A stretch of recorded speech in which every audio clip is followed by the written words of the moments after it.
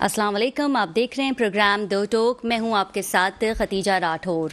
नाज़रीन, इस वक्त लगता यूं है कि पीटीआई शायद वो वाहिद जमात है जिस पे बुराई का वक्त या फिर जवाल का वक्त आया हुआ है। दर हकीकत पाकिस्तान पीपल्स पार्टी के अलावा तमाम जमातें सरवाइव कर रही हैं। अवाम से वोट किस कारकर्दगी पे मांगे, सवाल ये है। चौधरी सरवर ने भी मुल्क की मईशत ना संभलने पे इत्यादी होने के बावजूद नून लीग को तनकीद का निशाना बना दिया। उन्होंने कहा कि मौजूदा हुकूमत से जो है वो मईशत नहीं संभल रही है। इसका मतलब तो ये हुआ कि वजारत के मजे आपने लूटे, प्रोटोकॉल आपको मिला, लेकिन कसूरवार जो है वो नून लीग है। साथ ही साथ 3 दफा चौधरी परवेज इलाही को जो है वो गिरफ्तार किया गया, फिर उनकी जो है रिहाई की गई, लेकिन वो कहते हैं कि मैं खान साहब के साथ खड़ा हूं।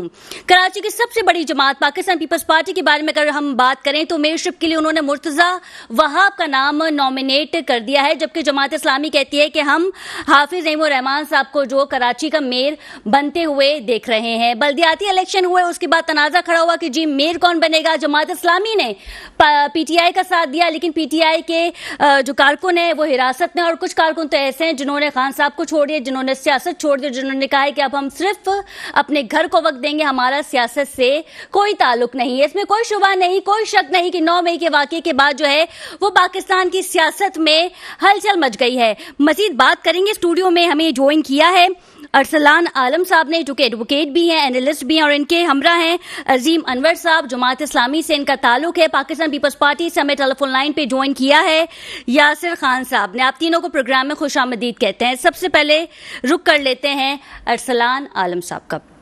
अरसलान साहब, सिचुएशन कुछ ऐसी है कि पीडीएम और पीटीआई के दरमियान मुज़ाकरात नाकाम हो गए हैं। पीडीएम कहती है कि हम किसी दहशतगर्द जमात से जो है वो बात नहीं करेंगे। वहाँ बजट आईएमएफ की मंजूरी से बनाया जा रहा है, और दूसरी तरफ माशी बहरान तो है ही है, सियासी बहरान भी है। ऐसे में मुल्क कैसे चलेगा? देखें, सबसे पहले तो 9 मई की तो सबने मजम्मत की और हम भी करते हैं जी, लेकिन बात ये कि जो अगर पीटीआई के कारकुनान है तो आप उनको सजा दें ना। लोगों को वो याद नहीं आ रहा 1997 में जस्टिस सज्जाद शाह की अदालत के साथ क्या हुआ? जी, सबको याद है ना कि क्या हुआ? उस वक्त किसी को याद नहीं आया। यहाँ पे जब आए मरियम सफदर साहिबा के जो हस्बैंड आए सफदर साहब, तो आप बताएं ना, वहाँ नारे लगाए गए, तो उस पर क्या हुआ, क्या नहीं हुआ? तो उसको छोड़े, आप मुल्क की मईशत की इस वक्त सोचें, मुल्क की मईशत कहाँ जा रही है। आपका डॉलर 307 308 का चल रहा है, और आप इस वक्त डिफॉल्ट होने के करीब आप हो चुके हैं। दरअसल डिफॉल्ट आप बेवकूफ़ बनाएं, किसी को कुछ भी कहें, सब बेवकूफ़ी की बातें हैं।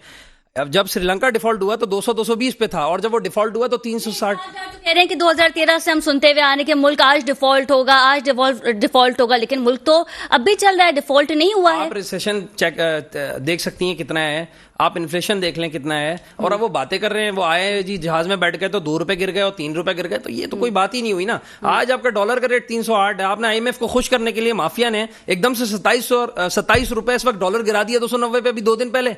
ये कौन सा इंसाफ है? तो जब आप 27 रुपए गिरा सकते हैं तो डॉलर की तो असल कीमत 250 रुपए।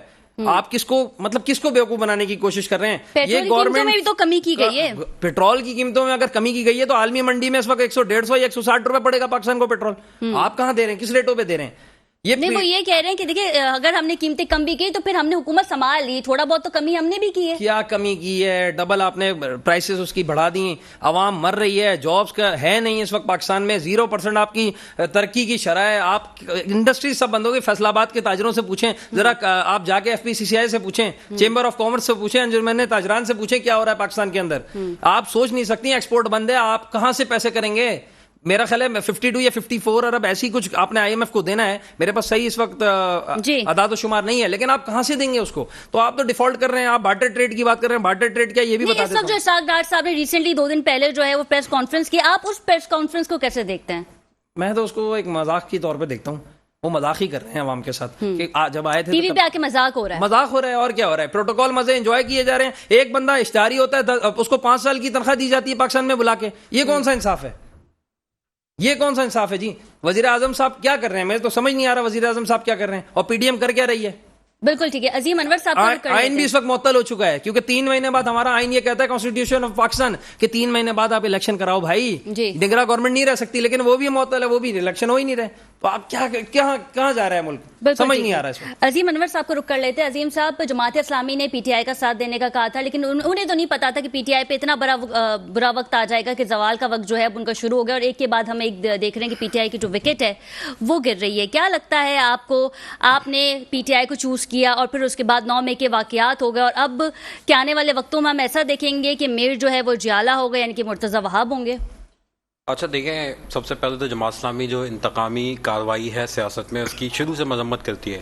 جی, ماضی میں یہ چیزیں ہوئی تو ماضی میں بھی جماعت اسلامی کا کردار آپ کے سامنے ہے کہ کبھی بھی اس عمل کو جو ہے جماعت اسلامی نے تحسین کی نگاہ سے نہیں دیکھا, بلکہ اس کی مذمت کی, اور اس حوالے سے کوئی بھی ریکنسیلیشن کے حوالے سے اگر کوئی کوششیں ہوئی تو جماعت اسلامی نے, ایون سراج الحق صاحب نے ابھی ایک بڑا اچھا رول پلے کرنے کی کوشش کی کہ دونوں ساری پی ڈی ایم کی جماعتوں کو, پاکستان تحریک انصاف کو آن بورڈ لے کر, اور یہ جو کرائسس ہے جس طرح بھائی نے ذکر کیا, اس کرائسس سے پاکستان کو کس طرح سے نکالا جائے کہ ہم بیٹھ کے کوئی ایک, جب تک دیکھیں پولیٹیکل اسٹیبلٹی نہیں ہوگی ملک میں, اس وقت تک اکنامک اسٹیبلٹی بھی پاسبل نہیں ہے. تو اس کے لیے اکنامک اسٹیبلٹی کے لیے پاسبل نہیں ہے جب تک پولیٹیکلی اسٹیبل نہیں ہوگا ملک, اور جماعت اسلامی اسی کے لیے کوششیں کر رہی ہے. دوسری بات مرتضی وہاب کے حوالے سے کی, دیکھیں مرتضی جماعت اسلامی یہ سمجھتی ہے کہ دیکھیں پاکستان پیپلز پارٹی باتیں تو جمہوریت کی کرتی ہے, لیکن پاکستان پیپلز پارٹی اوائل سے ہی اگر آپ دیکھ لیں کہ اس پہ اندر نہ کوئی الیکشن ہوتے ہیں, ول پر چلنے والی پارٹی ہے, موروثیت پر چلنے والی پارٹی ہے, وراثت پر چلنے والی پارٹی ہے. اور مرتضی وہاب بھی ایک ایسا کردار ہے کہ اگر میں سمجھتا ہوں ان کو کراچی کے کسی کونسلر کے لیے بھی آپ کھڑا کریں تو میں نہیں سمجھتا کونسلر کی نشست بھی جیت سکتے.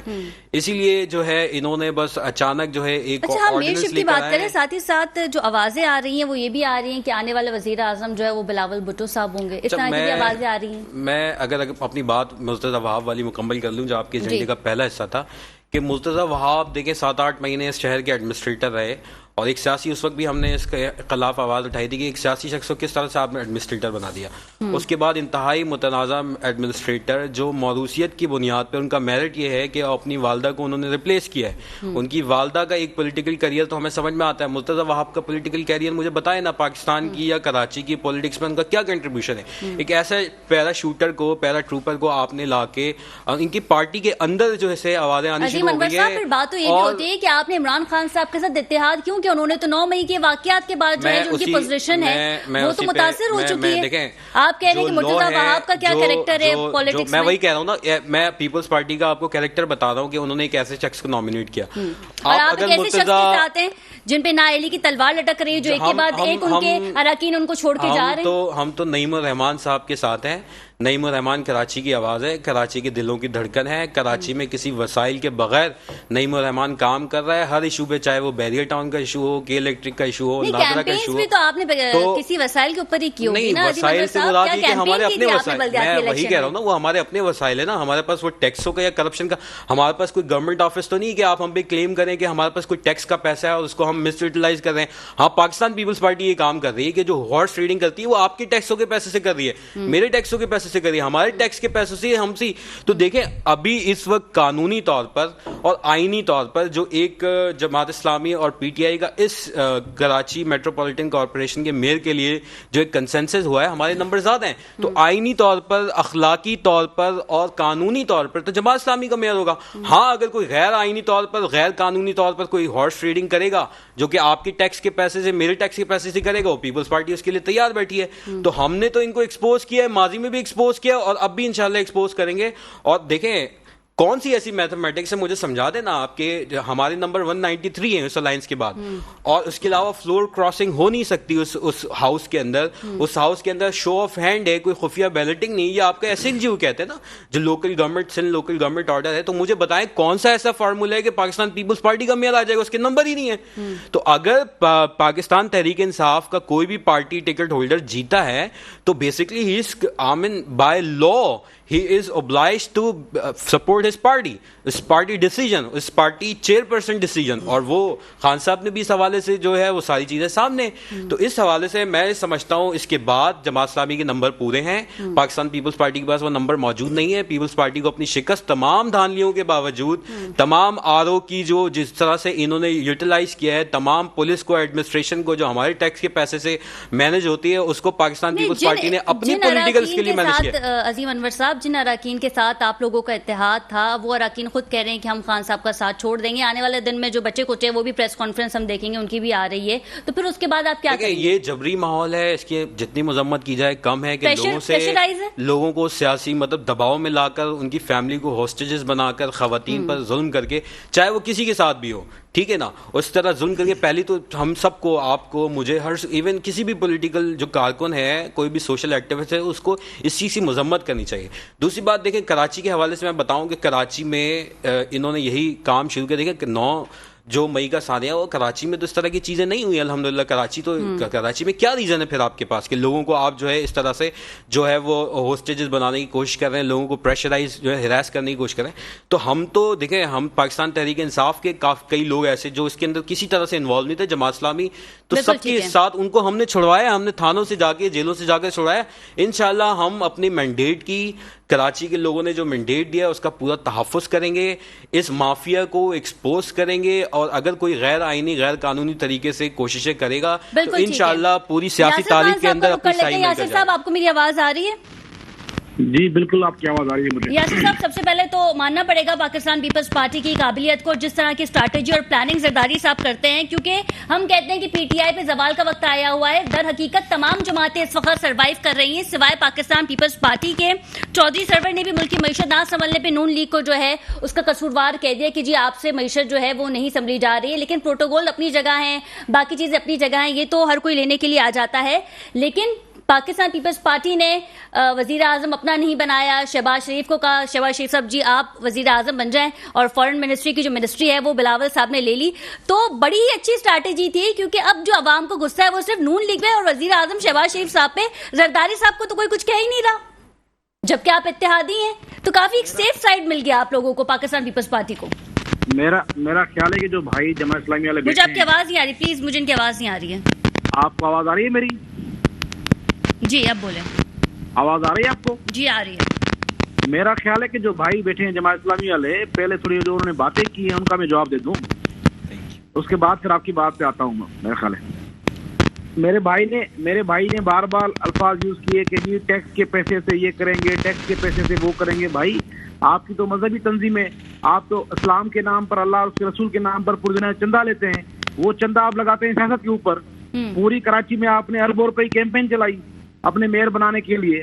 وہ پیسے آپ نے کہاں سے لائے؟ آپ کی سیاسی تنظیم ہے, آپ کی مذہبی تنظیم ہے. اللہ اور رسول کے نام پہ جو چندہ لیتے ہو آپ, وہ چندہ آپ استعمال کرتے ہو سیاسی مفادات کے لیے, اور آپ کہتے ہو کہ جی یہ ہو گیا وہ ہو گیا. پہلی بات. دوسری بات, آپ کہہ رہے ہیں جی مرتضیٰ آپ تو پیراشوٹر ہے. بھائی کیسی بچوں والی باتیں کر رہے ہیں آپ ٹی وی بیٹھ کے. مرتضیٰ آپ ایک پڑھا لکھا بندہ ہے, ایک لندن سے اس نے بارڈ لا کیا ہوا ہے, ایک بیرسٹر لیول کا ایک انسان ہے, ایک میچور, ایک پڑھا لکھا, ایک سویلائز پولیٹیشین ہے پاکستان کا. اور اس کی والدہ کا اگر پولیٹیکل کیریئر ہے تو اس میں کیا قصور ہے؟ اس کا بینیفٹ ہے. میڈم فوزیہ وہاب کا پورا کیریئر بنا کسی داغ کے رہا ہے. وہ ایک بہت ہی اچھی, نفیس, اچھی پڑھی لکھی اور بہترین خاتون پولیٹیشین تھی پاکستان پیپلز پارٹی کی.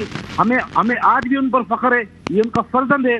اس کے علاوہ جتنا عرصہ بھی وہ ٹکٹ رہے کراچی کے, جو انہوں نے ڈیلیور کیا ہے, آپ جا کے کراچی میں دیکھیں, آپ جا کے لیاری میں دیکھیں, آپ جا کے ویسٹ میں دیکھیں, آپ جا کے لیفٹن ڈیفینس میں دیکھیں, جو روڈ انہوں نے بنوائے, جو پارکس انہوں نے بنوائے, جو کرکٹ کے گراؤنڈ انہوں نے بنوائے, بہترین کام کیا انہوں نے کراچی کے اندر. یہ اس کا میرٹ ہے سب سے پہلی بات. دوسرا وہ کراچی کا باشندہ ہے. یہ کام تو نہیں ہے نا, یہ کام تو نہیں ہے نا. آپ سرکاری اسکولز کی حالت دیکھ لیں, آپ روڈز کی حالت دیکھ لیں, پھر ساتھ ہی ساتھ آپ یہ دیکھیں کہ ہیلتھ پہ کتنا بجٹ ہے جو لگ رہا ہے یا نہیں لگ رہا.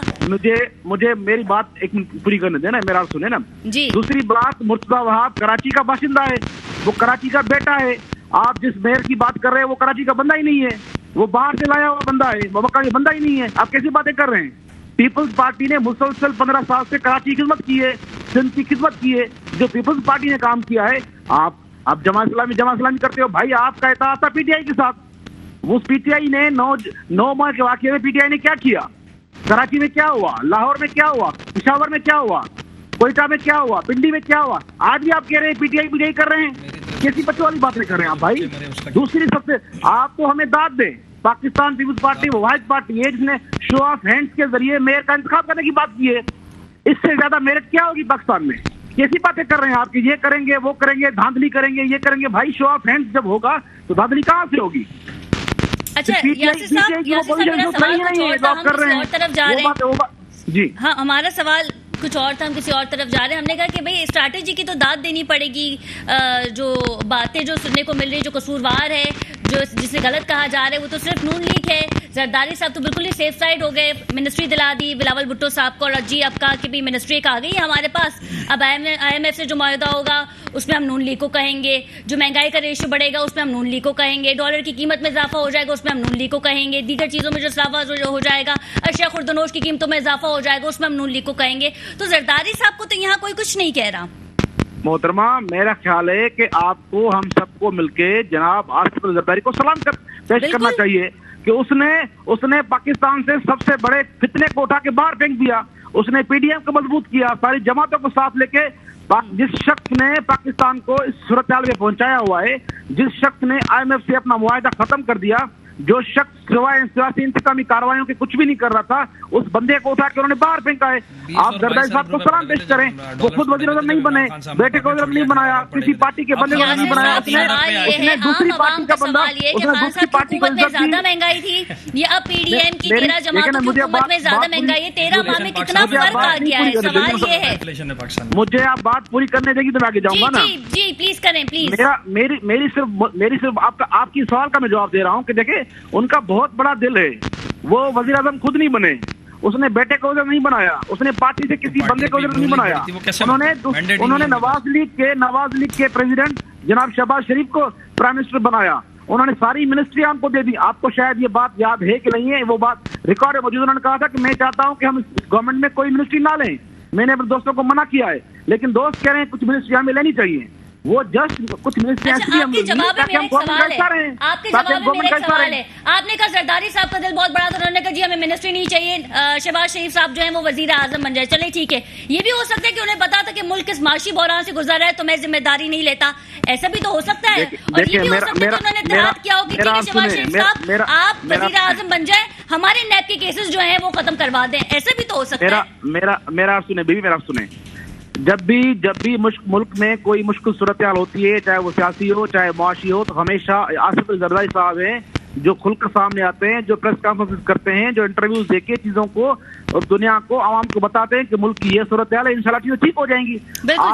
آج بھی وہ ذمہ دار لیتے ہیں چیزوں کی. دیکھیں نا, پی ڈی ایم ہمارا مشترکہ فورم ہے ڈیموکریٹک فورسز کا, پیپلز پارٹی اس کا حصہ ہے.